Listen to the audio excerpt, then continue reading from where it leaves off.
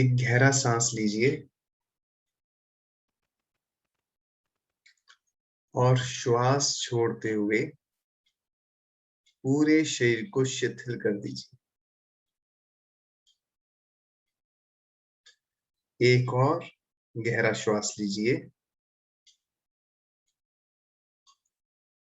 और श्वास छोड़ते हुए पूरे 3 लोक को विजुलाइज कल्पना करें।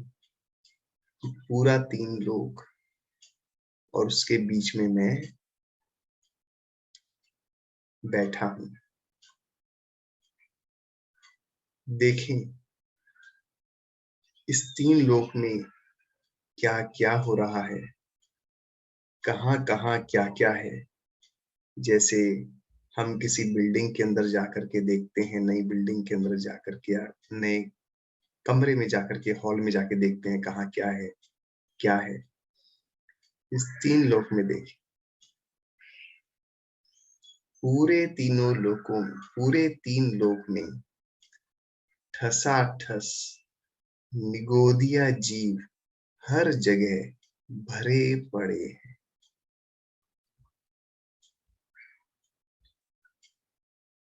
और दुखी हैं। उनको हमेशा ही कृष्ण नील या कापोत लेश्या रहती है।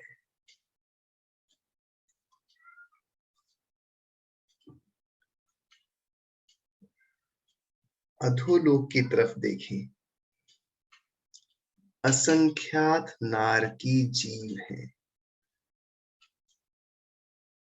जो सारे के सारे मानसिक दुख, शारीरिक दुख, वहां के क्षेत्र संबंधी, वहां की मिट्टी, वहां की नदी, वहां के पेड़ पर्वत, आसपास में लोगों के लड़ना, ऊपर से आके देवताएं आकर के उनको भिड़ाना, इन सारे दुखों से समय व्यतीत करे जा रहे हैं। मध्यलोक में देखें, 2 इंद्री, 3 इंद्री, 4 इंद्री जीव, त्रियन जीव, जो किसी के मारे जाने के भय से, भूख से सदा व्याकुलित हैं। मनुष्यों को देखें, मनुष्य पारिवारिक दुख, मानसिक दुख, शारीरिक दुख, धन संबंधी दुख, मान अपमान संबंधी दुख, वृद्धावस्था संबंधी दुख, अनेक दुखों से पीड़ित है। देवों को देखें, वैमानिक देव, ज्योतिष देव आदि, वो भी ईर्ष्या आदि कषायों से पीड़ित हैं और उनकी अवस्था भी अनित्य है। ये पूरे 3 लोकों को देखें, ऊपर, बीच में मध्य लोक, नीचे अधोलोक, सारे जीव जन्म मरण से पीड़ित है। कोई ऐसा जीव नहीं संसारी जिसे जन्म और मरण ना होता। जो पैदा होता है सो मरता है, और जो मरता है वो फिर से जन्म ले लेता है। देखिए, अब जैसे एक मूवी को फास्ट फॉरवर्ड करके हम देखते हैं और फटाफट फटाफट दिखती है, ऐसे इस पूरे 3 लोक को देखें कि टाइम के स्केल पे फटाफट देखें कि नारकी जीव कोई पैदा हुआ, मर करके मनुष्य बन गया, मनुष्य से मरा, मर के त्रियंच बन गया, वहां पर पीटा गया, कूटा गया, वहां से मर के देव बन गया, विषय भोग में लीन हो गया, फिर उसके बाद में एकेंद्रीय जीव बन गया, एकेंद्रीय जीव के बाद निगोदिया में चला गया, निगोदिया से बहुत समय के बाद आया, आकर के फिर से 2 इंद्री, कभी 3 इंद्री, कभी मनुष्य बन गया, और फिर नरक चला गया। देखें इस पूरे संसार में अनंत अनंत जीवों की कहानी। यहां मरे वहां पैदा हुए, वहां मरे वहां पैदा हुए, और हमेशा जन्म और मरण के दुख से सारे जीव व्याकुल हैं। देखें इस दुनिया को, कैसा घमासान रूप परिवर्तन हो रहा है, भव परिवर्तन हो रहा है इस दुनिया में।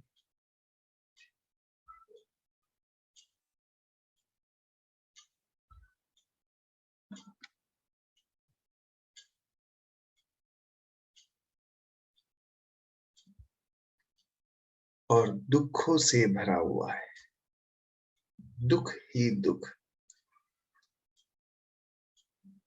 पूरी दुनिया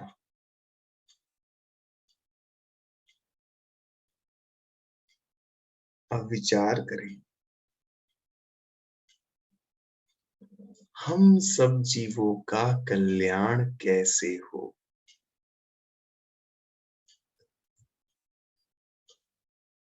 कैसे हम सारे जीव इन दुखों से छूटें।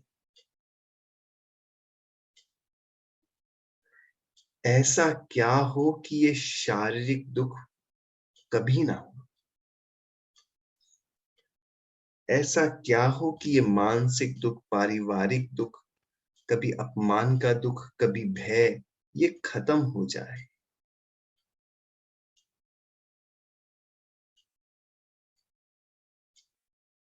क्या रास्ता है यहां से निकलने का, विचार करें।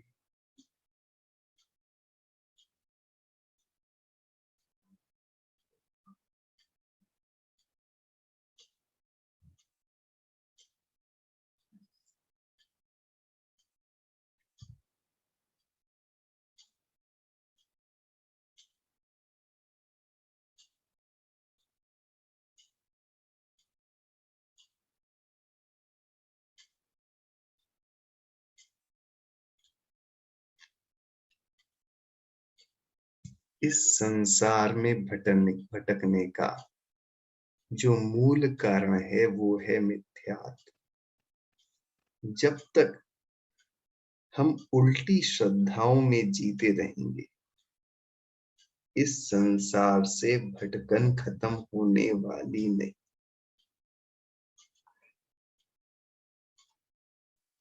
जब जीव समझता है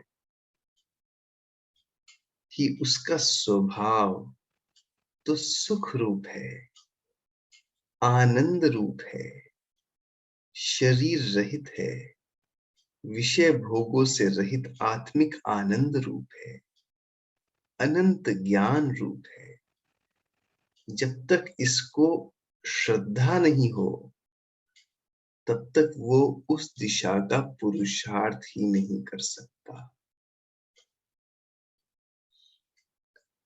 वो पुरुषार्थ किसका कर रहा है? सांसारिक सुख का। वो लगा हुआ है, या तो सांसारिक सुख के पीछे लगा हुआ है, अपने दुखों को खत्म करने के लिए लगा हुआ है, अपने रोगों को खत्म करने के लिए लगा हुआ है, या अपने परिवार में लगा हुआ है, या अपने धन में लगा हुआ है, या अपने प्रशंसा की इच्छा में लगा हुआ है। कहीं ना कहीं सारे संसारी जीव लगे पड़े। सारे संसारी जीव, चाहे वो नारकी हो, चाहे निगोदिया हो, चाहे कोई भी हो, जब तक उन्हें ये विश्वास नहीं होगा कि मैं कौन हूं, वो मेरा स्वभाव परमात्म रूप है, तब तक उसकी दिशा संसार भ्रमण में ही रहेगी। संसार भ्रमण से निकलने का सबसे प्रथम उपाय है अपना स्वभाव पे श्रद्धा होना, अपने को जानना, अपने को समझना।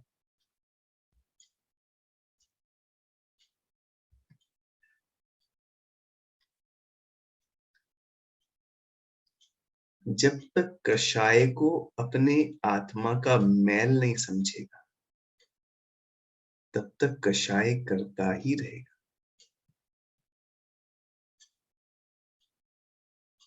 जब तक राग द्वेष की गुलामी, तब तक राग द्वेष की गुलामी करता ही रहेगा, वो समाप्त ही नहीं कर पाएगा।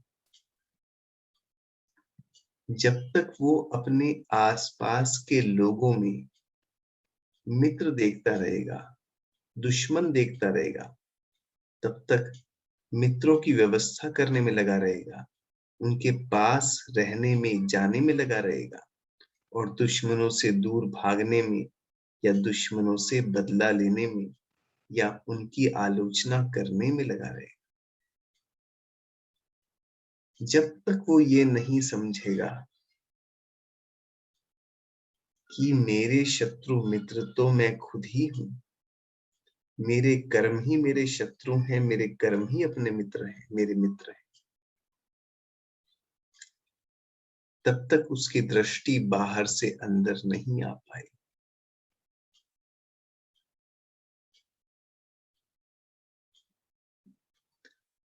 जब तक उसे कर्मों पे श्रद्धा नहीं है, जब तक उसे कर्मों को आत्मा से हटाने पर के लिए श्रद्धा नहीं है, जब तक उसे आत्मा सारे कर्मों से रहित मुक्त अवस्था का श्रद्धा नहीं है, तब तक उसका कल्याण नहीं हो सकता। वो राग द्वेष करता रहेगा, कर्म बांधता रहेगा, और जो कर्म उदय में आएंगे उससे फिर राग द्वेष करेगा, और फिर कर्म बांधेगा, और फिर राग द्वेष करेगा, और इस संसार के चक्र में चलता ही रहेगा।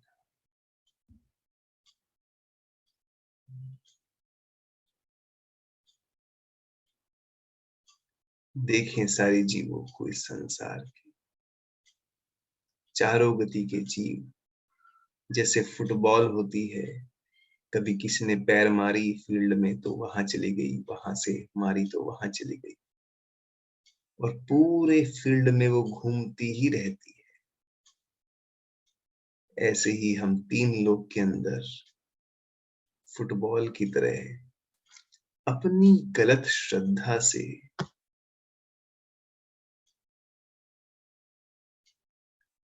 ठोकरे खा रहे हैं, घूमते फिर रहे हैं इस संसार।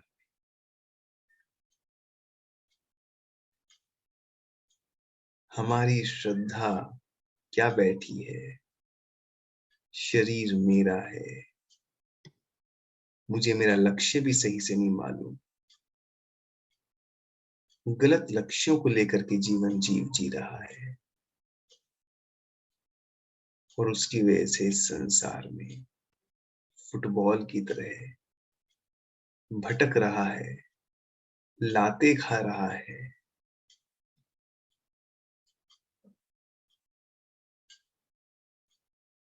जब तक जीव को सारे संयोग अनित्य नजर नहीं आएंगे, जब तक जीव को सारे संयोग अशरण नजर नहीं आएंगे, तब तक संयोगों में ही शरण ढूंढता रहेगा, उसे ही बनाए रखने का प्रयास करता रहेगा।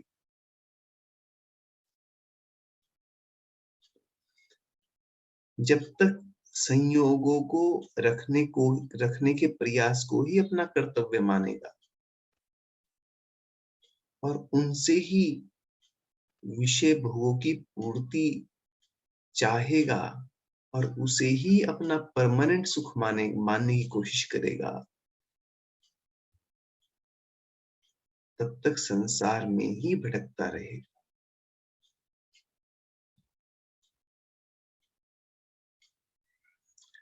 जब तक दूसरे जीव मेरे को सुख देते हैं, दूसरे जीव मेरे को दुख देते हैं,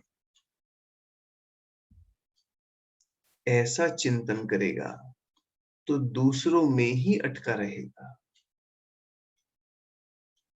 जब तक अपने को शरीर रूप अनुभव करेगा, अपने को शरीर रूप अनुभव करेगा, परिवार को मेरा मेरा परिवार ऐसा अनुभव करेगा,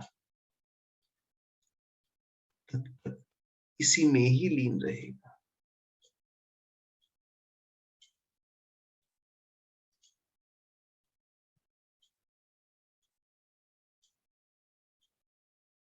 सात तत्व की श्रद्धा से ही ये जीव अपनी श्रद्धा को, गलत श्रद्धा को सुधार सकता है और वो ही मुक्ति का मार्ग बन सकती है, सुख का मार्ग बन सकती है।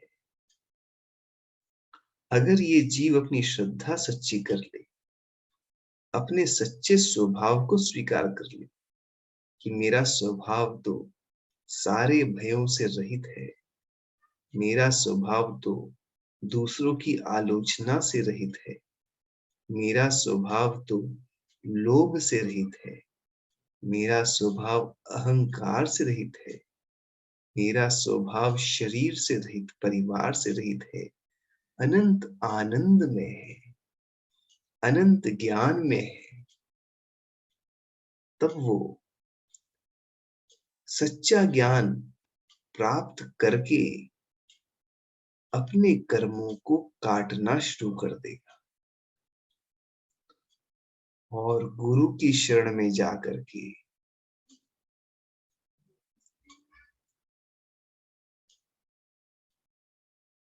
अपने राग द्वेष को कम कम करता चला जाएगा। इस संसार में सब चीजों के प्रति मेरापना छोड़ देगा। कोई मेरा नहीं, शरीर मेरा नहीं, मैं गोरा नहीं, मैं काला नहीं, मैं सुंदर नहीं, मैं बदसूरत नहीं, मैं ब्राह्मण नहीं, मैं क्षत्रिय नहीं, मैं वैश्य नहीं, मैं शूद्र नहीं। और अरहंत और सिद्ध प्रभु को भजेगा, अरहंत का ध्यान करेगा, कभी सिद्ध का ध्यान करेगा और भावना भाएगा कि मैं उन जैसा हूं। 12 भावनाओं का चिंतन करेगा, हिंसा खत्म कर देगा, झूठ चोरी खत्म कर देगा, विषय भोगों के पीछे भागना बंद कर देगा, सारे जीवों के प्रति मैत्री भाव रखेगा, दुखियों के प्रति करुणा भाव रखेगा, कषायों को छोड़ देगा, क्रोध, मान, माया, लोभ को छोड़ देगा, 10 धर्मों को स्वीकार कर लेगा, क्षमा, मार्दव जैसे सुंदर धर्मों को अंगीकार करेगा, अपनी मन वचन काय को गुप्त कर देगा, ना किसी से बोलेगा, बोलना बंद, हिलना बंद, डुलना बंद, सुनना बंद, सुनाना बंद, कहना बंद और अपनी आत्मा में लीन हो जाएगा। प्रशंसा की इच्छा को खत्म कर देगा, महान समता को प्राप्त करेगा।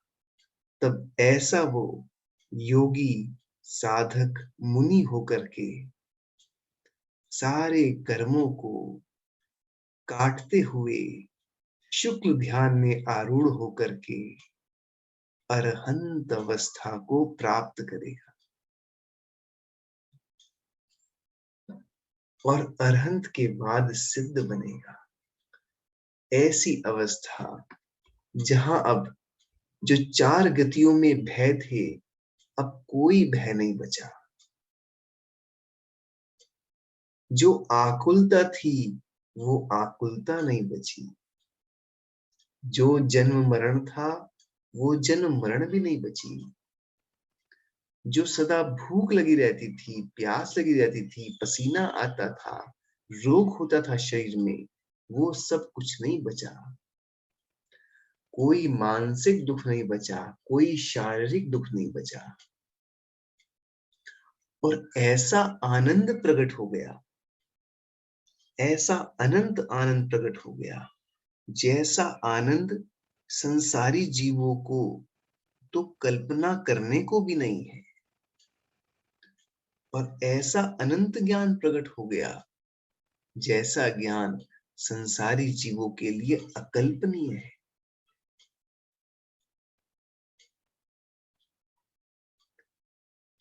संसारी जीवों की मुक्ति का उपाय मात्र ये ही हो सकता है कि वो मिथ्यात्व का नाश करे और सम्यक दर्शन, सम्यक ज्ञान और सम्यक चारित्र को प्राप्त करे।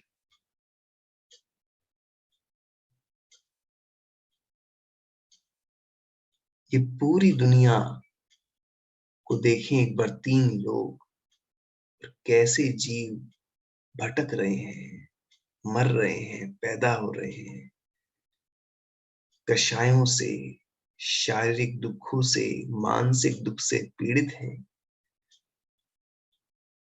इसका छूटने का उपाय क्या है? बस एक ही उपाय है, शुद्धिकरण, अपनी आत्मा का शुद्धिकरण, जो कि सम्यक्त्व से शुरू होता है, या ऐसा कहें मिथ्यात्व के खत्म करने से शुरू होता है।